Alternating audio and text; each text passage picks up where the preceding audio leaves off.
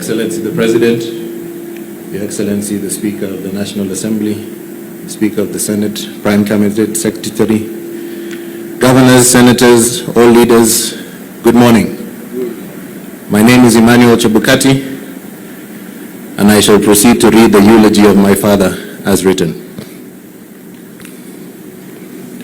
Emmanuel Chebukati was born on Friday, 22nd December 1961 in Madisi village, Chwela location in Bungoma district, Kenya. He was the third born and first male child of John Wafula Chebukati, seated here, and Joyner Wafula, also seated here. Education. Chebukati started school at the age of 6 in Madisi Primary School. Chairman underwent the Bukusu rite of passage in 1976 and thus belongs to the circumcision age set Singilo, known as Bachuma Grade 3 or Bachuma Number 3. After his certificate of primary school education exam, he later joined St. Peter Mumia School and later Bokoli School, where he sat for the East African Certificate of Secondary Education. He began breaking ceilings while in secondary school as he emerged the best student, obtaining a Division 1 of 11. In 1979, the young Chebukati got admission to the prestigious Lenana School for his A-levels. It was a major culture shock for him, joining a school with a British curriculum and way of life. He was grateful to his father for paying his fees, and he worked hard to be awarded a one-year scholarship from Lenana. He focused on his studies and excelled. Chebukati enjoyed the art subjects and was the best student in English, history, literature, and geography. In 1980, he was awarded the overall arts prize in his A-levels at Lenana School. When it was time to choose a career, he was impressed by a friend of his father called Captain, who was a lawyer, and he dressed up in suits.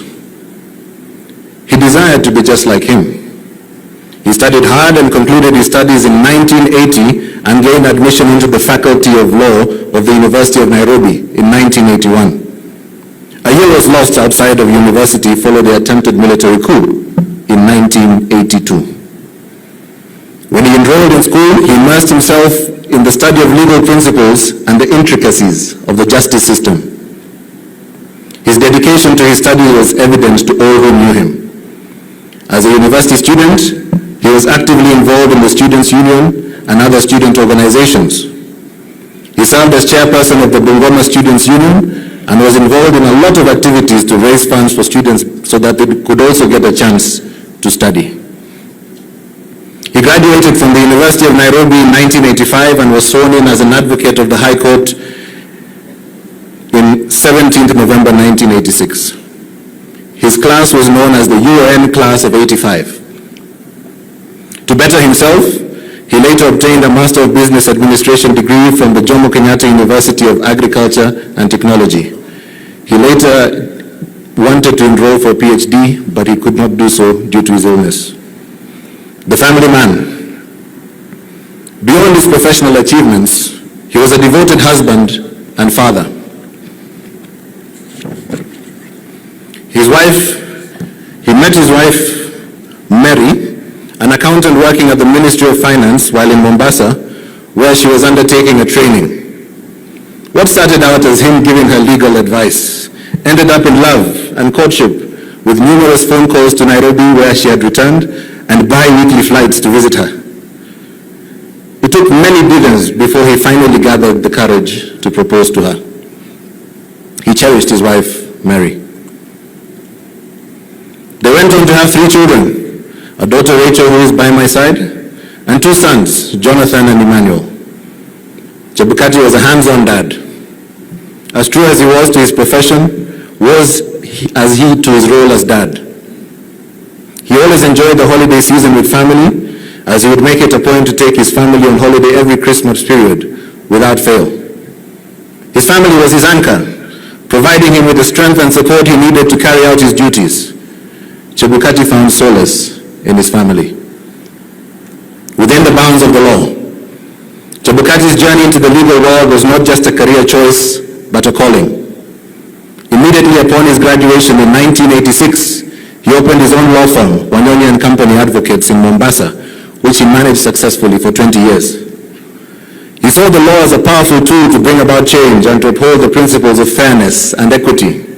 He was a principled lawyer and believed that a client had to be told the truth from the onset. Honesty was his mantra. To him, the law was not just a set of rules and principles, but its role was to protect the vulnerable and hold the powerful accountable. He spent countless hours poring over legal texts to refine his skills. He was a sought-after speaker at legal conferences, at seminars where he shared his insights. He was often called upon for his expert opinion. Chebukati believed in giving back to the community and took great pride in mentoring young lawyers, providing guidance and sharing knowledge for them to succeed and establish themselves in the legal field. In the year 2006, he founded Kutu & Associates Advocates, a Nairobi-based partnership law firm with 5 others. Kutu was an acronym for all 6 partners, with C standing for Chebukati. Chebukati took on numerous cases, many of which were challenging and complex, yet he never shied away from a fight. He defended the rights of people, whether it was a high-profile case or a pro bono effort for a marginalized individual. Each case was handled with the same level of care and dedication. He believed that everyone deserved a fair chance and that the law should serve as a shield for those in need. He made significant contributions to the legal field and the field of corporate law and helped businesses navigate legal challenges within the bound of the law. Chebukati loved the law and had 38 years of post-qualified experience at the time of his passing. He has left an indelible mark on the legal landscape of Kenya. Politics. In 2007, he decided to try his hand at politics. He vied for the Saboti constituency parliamentary seats on an Orange Democratic Movement ODM ticket, and he came in second place at the helm of IEBC. Chebukati was appointed as chairman of the Independent Electoral and Boundaries Commission in January 2017. Prior to assuming his role as a state officer, to avoid any conflicts of interest, he resigned from his law firm and resigned as a life member of ODM. During his tenure, Chebukati led the IEBC through 2 challenging presidential election cycles. The 2017 general election, including the historic October 2017 repeat presidential election that followed, the Supreme Court's annulment of the initial results, and of course the 2022 general election. Under his leadership, the IEBC championed technological advancements to enhance transparency. One of his key initiatives was the implementation of the Kenya Integrated Electoral Management System, popularly known as KEMS, which enabled the electronic transmission of results from polling stations. In 2022, he made the result transmission portal publicly accessible, a move widely praised for promoting transparency. He also structured the IEBC's election management team, notably reorganizing the Presidential Election Project Team in 2017 following internal disputes. His tenure at IEBC was not without challenges, as you all know. His decisions were scrutinized, his actions debated. There were controversies, there were disagreements, and yet he remained resolute. He faced criticism head-on. He defended the integrity of the electoral process. He firmly believed in the rule of law. He respected the Constitution. His courage was admirable. Chebukati officially exited office on 18th January 2023, becoming the first IEBC chairman to complete the 6-year constitutional term. In recognition of his service, he was awarded an Elder of the Golden Heart, EGH, Kenya's highest civilian honor, by Your Excellency the President. I wish to thank Kenyans for giving me an opportunity to serve them. It has been an honor. It was undoubtedly a challenging assignment, but I served my country to the best of my ability and in accordance with the oath of office that I took, he said upon his retirement. The contribution of Chebukati to Kenya's electoral system will be remembered in the nation's history. He has been a key figure in Kenya's electoral landscape. Beyond his service in Kenya, Chebukati was recognized on the international stage as well as the President of the General Assembly of the Association of African Election Authorities, AAEA, sharing lessons learned in election management. After the 2022 general election, Chebukati embarked on a global mission to share his wealth of knowledge and experience on election management and leadership. He was invited to several countries. In July 2023, he was in Kingston, Canada for the Electoral Integrities Project's annual conference, where he gave a presentation on the role of technology in improving the integrity of the electoral process in Kenya. In November 2023, Chebukati was invited to the International Center for Parliamentary Studies, ICPS, and the Portuguese National Electoral Commission to attend the 19th International Electoral Affairs Symposium in Lisbon, Portugal. In his address, he highlighted how the IEBC leveraged technology to ensure transparency in elections. It brought together representatives from the electoral democracy community to share best practices and initiatives for adaptation in over 120 countries. His efforts were rewarded when IEBC won the prestigious Election Management Award at the event. The Commission also emerged as runners-up in the Election Ergonomic Award. He then went on to attend the ECOWAS Network of Electoral Commissions ECONEC Symposium in Abidjan, Ivory Coast, where he delivered a compelling presentation on overcoming legal, political, and institutional constraints against electoral reforms. In this meeting, he shared how IEBC successfully navigated challenges to enhance Kenya's electoral process.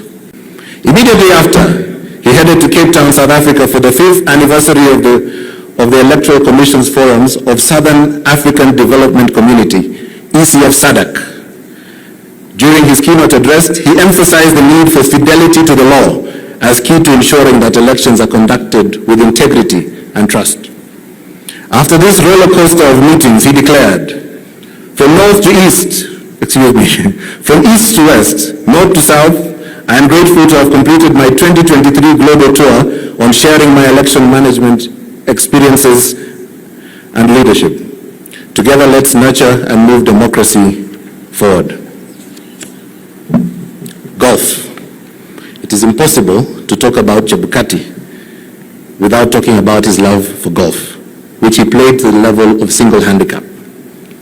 He was an avid golfer, and he introduced his wife, Mary, and his children to the sport at a young age. Golf became a family affair.